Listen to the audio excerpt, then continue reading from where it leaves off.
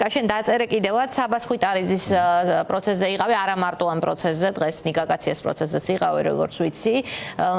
აი ძალიან საგულისხმო იყო, რომ ესე იგი ერთ ოჯახში უკვე მეორე პოლიტპატიმარი არიყავს, გიორგი ოკმელაშვილის მეუღლის ძმა დააკავეს სამჯერად. მეუღლე ხომ დაუპატიმრა სისტემამ, ახლა დღეს ძმა დააკავეს. რომ მოგვიყვე ადგილზე რა ხდებოდა, კიდევ ერთხელ რა აჩვენა ამ სისტემამ შენთვის დღეს იყო რამე სიახლეა. მოგესალმებით, მივესალმებით თქვენს მაყურებელს. გილოცავთ ბრწყინვალე დღესასწაულს თქვენს და მთელ საქართველოს. პირველი რაც უნდა გვახსოვდეს, პრინციპში ახალი არაფერი არ მომხდარა, უბრალოდ მოქალაქეებმა უნდა გაიაზრონ ის, რომ სინამდვილეში სასამართლო სისტემის, სასამართლო ხელისუფლების, შინაგან საქმეთა სამინისტროს, პროკურატურის, შიგნით ყველა პატარ-პატარა უწყების თუ დეპარტამენტის იქნება ეს მანდატური სამსახური, იქნება კრიმინალური პოლიციის რიგითი თანამშრომელი, გამომძიებელი საბას საქმის მთავარი გამომძიებელი, რომელმაც სხვათა შორის არაფერი იცოდა, არაფერი ახსოვდა და მის კომპეტენციაში თურმე სხვა არაფერი შედიოდა, რაც კითხვები დაისვა. სინამდვილეში ამ ყველა ამ რგოლის ერთმანეთზე აი ესე გადაჯაჭვა და ძალაუფლების ერთ ცენტრში მოქცევა და ამ ყველაფრის ცენტრალიზება და ერთი ადამიანის ხელში ამ ყველაფრის ესე ვთქვათ უზურპაცია საბოლოო ჯამში მიგვიყვანა იქამდე, რომ ამ ქვეყანაში სისტემის უსამართლო რკინის ხელი შეეხება ყველას და ჩვენ ამას უკვე ვხედავთ, ხო, ამ აქციებზე დააკავეს მე მახსოვს ქართული ოცნების ყოფილი მინისტრი და მისი შვილი. ხო, ანუ ადამიანები, რომლებიც ამ პოლიტიკური გუნდის მაღალჩინოსნები იყვნენ და მათ შორის რამდენიმე წელი ეკავათ მაღალი პოლიტიკური თანამდებობები. ხო, ანუ რო გვახსოვდეს, უბრალოდ ეს პროტესტი, ეს რეპრესიები არ არის მიმართული იმისკენ, რომ მხოლოდ პროტესტი ჩაახშონ და ასე შემდეგ. დაახლოებით ჩვენ გავდივართ იმ ზღვარს, რაც იყო რუსეთში, რაც იყო ბელორუსში, მსგავსი ტიპის რეჟიმებში, ყველაფერი არის ბჭყალებში იდეალურად და არ უნდა ისმოდეს არანაირი განსხვავებული აზრი და ამ განსხვავებულ აზრში გულისხმობთ იმას და პროტესტში, რომ ადამიანებს არ უნდა ჰქონდეთ პრობლემებზე თავისუფლად საუბრის საშუალება. პროტესტი ხო რა არის, რაც გაწუხებს, რასაც ეწინააღმდეგები, ამაზე ისაუბრო ხმამაღლა და ამისთვის გამოიყენა შენი კონსტიტუციური უფლება. სინამდვილეში ჩვენ მივიდივართ იქამდე, რომ ნებისმიერი ტიპის პროტესტი იქნება ეს სოციალური, იქნება დაკავშირებული ანტისახელისუფლებო, ანტირეჟიმის, იქნება სასამართლოს წინააღმდეგო, არ აქვს მნიშვნელობა. აი მაგალითად იქნება თუ არა პროტესტი საწვავის ფასებზე და ჩვენ მსგავსიც გვახსოვს, იქაც იქნება დაკავებები, იმიტომ რომ მსგავსი ტიპის რეჟიმებში ყველაფერი უნდა იყოს იდეალურად. მართლს უნდა ჰქონდეს იდეალური სტაბილური სისტემა და ამ სტაბილურობაზე უნდა აპელირებდეს. ანუ ყოფნის ძალა რეჟიმს, აი ამ სტაბილურობისთვის დღეს პოლიციელების ორი რიგი მოვიდა ხვიტარიძის პროცესზე, სამოქალაქო ფორმაში ჩაცმული პოლიციელები მოიყვანეს და დასვეს პირველ რიგში რატომ? რომ იქ ახლობლები არ შესულიყვნენ, მათთვის ადგილი არ დარჩენილიყო. სინამდვილეში ეს არის ფსიქოლოგიური ზეწოლის ერთ-ერთი მექანიზმი. ხო, მოუხდათ მათ ადგილის დატოვება, ეს მინდა მოუხდეთ. პირველი უნდა დავიწყოთ იმით, რომ საბას პროცესზე და არა მარტო საბას პროცესზე, უბრალოდ საბას საქმე არის სპეციფიური, ვინაიდან ეხება ადამიანს, რომელიც რაღაც შუაშია, ერთგვარად გაჭღერილი, თან არის შინაგან საქმეთა სამინისტროს თანამშრომელი, თან ხელისუფლებასთან ძალიან დაახლოებული პირი, თან კრიმინალურ სამყაროსთან მეგობრობს და ამ ადამიანს რაღაცნაირად უნდა გადაეფარო სისტემა, რომ ეს მათი შავი საქმეების შემსრულებელი, ხო? და ამ პროცესებზე საბასთან ხშირად შეიმჩნეოდნენ ადამიანები, რომლებიც თელ ერთ რიგს დარბაზის იკავებდნენ და ამ დარბაზში იყვნენ ისე მოკალათებულები, თითქოს რაღაც აპელირებდნენ იმაზე, რომ რადგან საჯარო პროცესია, მათაც აინტერესება. დღეს კადრებიც იყო ჩვენი წინააღმდეგობით, საბას ოჯახის წინააღმდეგობით პირველ რიგში მოხერხდა ისე, რომ ამ ადამიანმა დატოვეს სასამართლოს დარბაზი, მაგრამ როგორც კი გამოვედით და ეს იყო მათ შორის ტელევიზიით გავიდა თქვენი ტელევიზიის მეშვეობითაც, როგორც კი გამოვედით, იქ უკვე დაგვხვდა, რა ვიცი, ერთ აქციას რო არბევენ იმდენი პოლიციელი საბას ერთი ადამიანის პროცესზე იმისთვის, რომ უბრალოდ ადამიანებს არ გადაეღოთ ვითარება იქ რაც ხდებოდა და მათ შორის ოკმელაშვილის დის ქმარი ოцоლის ძმა ვინც დააკავეს, ეს ადამიანიც უბრალოდ იღებდა პუბლიკამ მოასწრო ამის გადაღება, ტელეფონი ხელში ეჭირა და ამის აღბეჭდა არ უნდათ. ანუ ამით რისი თქმა მინდა, უბრალოდ ყველას რო გვახსოვდეს, თქვენ თქვით აქვს თუ არა რეჟიმს იმის ძალა, რომ ეს ყველაფერი შეინარჩუნოს.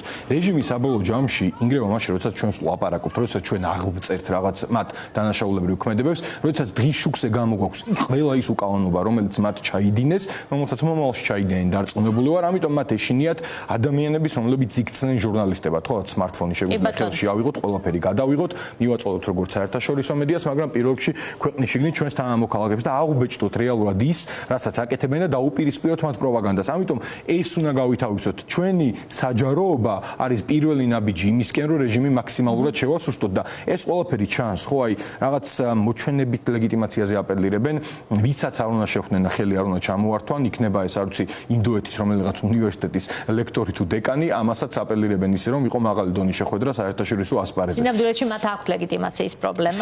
შემთხვევაში მათ არაუბრალოდ პრობლემა აქვს, ეს კიდევ უფრო რბილი ნათქვამია. მათ ისინი არიან მათ არ აქვთ ლეგიტიმაცია პირველში ქვეყნის შიგნით და ეს შეიმჩნევა ყველაზე მარტივ ქმედებებში, რაც მათ განახორციელეს და მათ ყველაზე მეტად ეშინიათ ქვეყნის შიგნით არ მიღებული ლეგიტიმაციის და ხალხის იმ ბრაზის, რომელიც არსებობს. აი მარტივად უბრალოდ ქრონოლოგიურად რომ მივყვეთ. ხელისუფლებაში ყოფნა მათ შორის ნიშნავს გარკვეულ სიმბოლურ აქტებს. ეს სიმბოლური აქტები არის მათ შორის ძალიან დიდი პოლიტიკური შინაარსის და დატვირთვის მქონე თარიღები. ხო, ესეთი არის 9 აპრილი, ესეთი არის 26 მაისი, ესეთი არის პრეზიდენტის ინაუგურაცია, ესეთი არის რაც მათ შორის ნაძვისხის ტრადიციული ანთება. ეხლა მივყვეთ, ნაძვისხის ანთება პომპეზურად დაანო საკახაკალაძემ ვერ მივიდნენ. მიუხედავად იმისა, რომ ტიტუშკებით იყო ყველაფერი იქსავსე, უბრალოდ ვერ მივიდნენ იმ დღეს დამარცხდნენ. ესეც მათ შორის იყო მათ ლეგიტიმაციაზე ბრჭყალებში დარტყმა.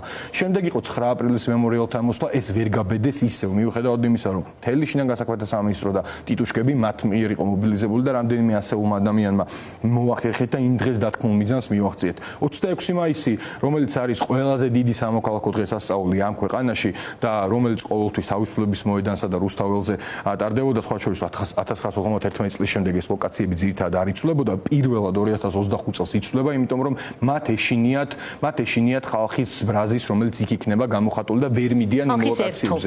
ხალხის ერთობის მათ შორის და დამოუკიდებლობა და თავისუფლება, ამას იცავს ზუსტად ხალხი ყველა მნიშვნელოვან თარიღზე. აველაშვილის ეგრეთ წოდებული ინაუგურაცია, რომელიც ჩაიკეტნენ სასახლეში, იმაში რა ქვია, პარლამენტის შენობაში და პრეზიდენტად გამოაცხადეს ადამიანი, რომელსაც უბრალოდ არავინ არ ცნობს ამ ქვეყანაში. დარწმუნებული არც გუნდის შიგნით და გვახსოვს ხო ის ხმარო გაეპარათ აქ ამაზე ნუ ისაუბრებ. ანუ ეს ყველაფერი საბოლოო ჯამში მიუთითებს იმაზე, რომ მათ არ აქვს ლეგიტიმაცია იქ სადაც უნდა ჰქონდეთ. თორემ არსებობს რეჟიმები, მათ შორის სოციალისტ არჩევნები ჩვენ გვახსოვს ხო ქვეყნის შიგნით. დიდი პროტესტი იყო, მაგრამ მათ მოიპოვეს საერთაშორისო ლეგიტიმაცია მიუხედავად დიდი კითხვის ნიშნებისა და მიუხედავად იმ გაწერილი გეგმისა და ნაბიჯებისა, რომელიც უნდა შეესრულებინათ. ხო, მაინც მათ ეს შეძლეს, იმიტომ რომ არ იყო ისეთი თვალხილული ყველაფერი და მთავარი. არ იყო 28 ნოემბრის მსგავსი ტიპის განცხადება, რომელმაც კონსტიტუცია უბრალოდ ამოაყირავა და რაც უნდა ისაუბრონ სულ რომ სამართლიან წესებით მოეგოთ საარჩევნო რბოლა, უბრალოდ 28 ნოემბრის შემდეგ მთავარი ჩანაწერი კონსტიტუციის შეთანხმების, რომელიც არის შეთანხმება საზოგადოებასა და მმართველ გუნდს შორის არ სრულდება, ყველანაირ ლეგიტიმაციას კარგავ. ამიტომ მსგავსი სიმბოლური გამოვლინებები და მათ შორის შიში მსგავსი სიმბოლური ისტორიული ადგილებისა, ეს არის გამოხატულება იმისა, რომ მათ აქვთ რეალური კრიზისი. შიგნით არ აქვთ ლეგიტიმაცია. ეს არის თავდაპირველი ლეგიტიმაცია მოდის შიგნიდან გარეთ და ეს არ აქვთ. ქვეყნის გარეთ მათ ძირითადად სანქციები მოსდით. ყველა პირველი პირი სანქცირებულია ისეთი ქვეყნების მხრიდან, რომელიც საქართველოს დიდი ხნის პარტნიორია. პირდაპირ თქვა, ევროკავშირის ლიდერი ქვეყნების მიერ არის სანქცირებული. დემოკრატიული ქვეყნების მხრიდან არც ერთ ცივილიზებულ სამყაროს დემოკრატიული ქვეყნის წარმომადგენელს დასავლეთის გულისხმობ აქ ამ შემთხვევაში არ უღიარებია ოცნების არჩევნების შედეგები. აი ეს მინდა ვიკითხო ქვეყნის შიგნით და გარეთ, ვიდრე აქვს მას ეს ლეგიტიმაციის პრობლემა, ის ვერ იქნება მშვიდად, ეცდება თუ არა ის მორიგი ტრიუკის ჩატარებას, მაგალითად არჩევნების დანიშვნას იგივე პირობებში ჩატარებას და მიტაცებას კვლავ. ამაზე პასუხი რა შეიძლება იყოს, როგორც აი მაშინ ოპოზიცია ამბობდა, რომ მოდით არჩევნებზე და ჩვენ მივხედავთ დანარჩენს. აღმოჩნდა, რომ ეს ასე არ იყო. ამ შემთხვევაში რა გვაზღვევს ივანიშვილის გეგმის, ასე ვთქვათ, ტრიუკად ქცევისგან? პირველმა დავიწყოთ იმით, რომ ზოგადად მსგავსი ტიპის რეჟიმებში რაღაცების პროგნოზირება ძალიან რთულია და არასწორია, იმიტომ რომ ამან შეიძლება კიდევ უფრო დიდ ფრუსტრაციამდე და ნიჰილიზმამდე მიგვიყვანოს, მაგრამ მეორე რა გვაზღვევს? გვაზღვევს და დაგვაზღვევს ჩვენი ერთიანი პოზიცია იმ მნიშვნელოვან საკითხებში, რომლებიც შესაძლებელია უკავშირდებოდეს მათ შორის არჩევნებს იმ ტიპის იმ სისტემით და იმ პროცესუალურად ჩატარებით, როგორიც აქვთ ახლა, ხო, როგორიც იყო და როგორიც გამკაცრდა არჩევნების შემდეგ და მათ შორის ყველა აბსოლუტურად ევროკავშირი, ევროკომისია, ევროპის საბჭოს საპარლამენტო ასამბლეა თუ ვენეციის კომისია ერთხმად იძახის, რომ 26 ოქტომბრის შემდეგ მიღებული ცვლილებები კიდევ უფრო გააღრმავებს კრიზისს და ამვითარებაში ადგილობრივ არჩევნებზე. კარუსელის გამოვლენის შესაძლებლობა ფაქტობრივად გვხვდება. ფაქტობრივად გაქრა დამკვირვების უფლება არჩევნებზე, მიუხედავად იმისა, რომ მაინც წყალბდებოდა, ეს უფლება უბრალოდ გაქრა ფორმალურ დონეზეც კი. აქ თავარი რა არის? თავარი არის ის, რომ სამყარო რეაგირებს საბოლოო ჯამში იმაზე, რა განწყობაც არის ქვეყნის შიგნით. ეს სანქციების მათ შორის გადმოძახილია იმ წინააღმდეგობის მოძრაობისა, რომელიც ჩვენს თანამოქალაქეებს 150 დღეზე მეტია უკვე აქვს და ჩვენც მათთან ერთად ვარ ჩართულები ამ პროცესში. ჩვენაც უნდა გვახსოვდეს, თქვენ ახსენეთ დამზღვევი მექანიზმი რა შეიძლება იყოს. ერთადერთი დამზღვევი მექანიზმი მსგავსი ტიპის მორიგი ნაბიჯისგან, რომელიც კიდევ უფრო მეტ კონსოლიდირებას მოახდენს ავტორიტარიზმის ამ ქვეყანაში არის ის, რომ ჩვენ არ უნდა შევყვეთ პროცედურული დემოკრატიის რაღაც თამაშებში და არ უნდა მოიქცეთ ისე როგორც მოიქცა რუსეთში ოპოზიციის გარკვეული ნაწილი 2012 წლის შემდეგ და გავიხსენებ მათ შორის კასპაროვის ძალიან საინტერესო ინტერვიუა, რომელმაც უკრაინაში პირველად ომის დაწყებამდე თქვა, რომ ჩადიოდა მათ შორის დასავლელ პარტნიორებთან, ესაუბრებოდა მათ, აქტიურად ეუბნებოდა, რომ პუტინი მისი მმართველობა და რიგი ინსტიტუტები უნდა დასანქცირდნენ იმისთვის, რომ ეს დიქტატურის ჩაბეტონება არ მომხდარიყო და იმ წლებში მოხდა ამ ყველაფრის გამყარება და მაშინ იქ ოპოზიციის გარკვეულმა ნაწილმა უბრალოდ